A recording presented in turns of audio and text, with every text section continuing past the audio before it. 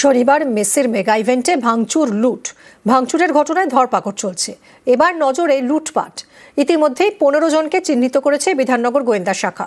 তাদের গ্রেফতার করে সরকারি সম্পত্তি লুট এবং চুরির মামলা রুজু হবে।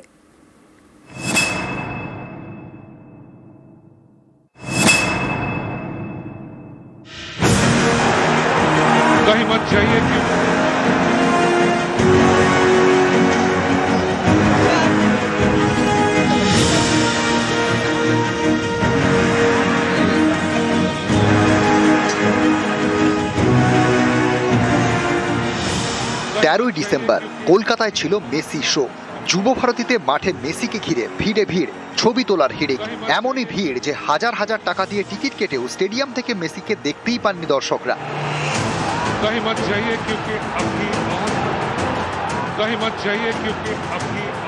এর ক্ষোভ আছড়ে পড়ে, মাঠে বোতল ছোড়া হয়, চেয়ার ভেঙে ছোড়া হয়, মাঠের ভেতর ঢুকেও চলে তাণ্ডব।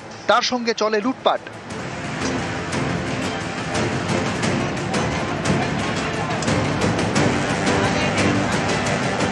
যুবভারতী ক্রীড়াঙ্গন থেকে লুট হয়েছে সরকারি সম্পত্তি। চুরি যাওয়া জিনিসের তালিকায়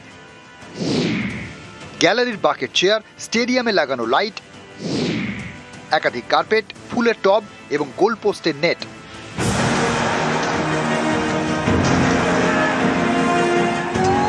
এই দেখুন, তাণ্ডব চালানোর পরে সরকারি সম্পত্তি নিয়ে চম্পট। কেউ নিয়ে গেছেন কার্পেট, কেউ ফুলের টব। স্টেডিয়ামের গ্যালারির চেয়ার ভেঙে ছোড়া হয় মাঠে, পুলিশকে লক্ষ্য করে।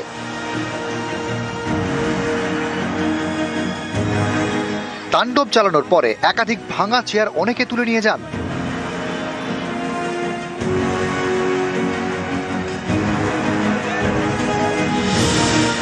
গোল পোস্টের নেট ছেঁড়া হয়েছে।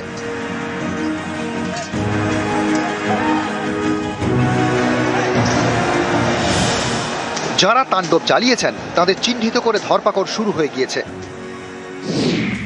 এবার বিধাননগর গোয়েন্দা শাখার পুলিশের নজর সরকারি সম্পত্তি লুটে। ভিডিও ফুটেজ দেখে ইতিমধ্যে 15 জনকে চিহ্নিত করেছে পুলিশ। তাদের মধ্যে বেশিরভাগ কলকাতার বাসিন্দা। পুলিশের দাবি, গ্রেপ্তারির পরে তাদের বিরুদ্ধে সরকারি সম্পত্তি লুট এবং চুরির অভিযোগে মামলা হবে। নিউজ 18 বাংলা।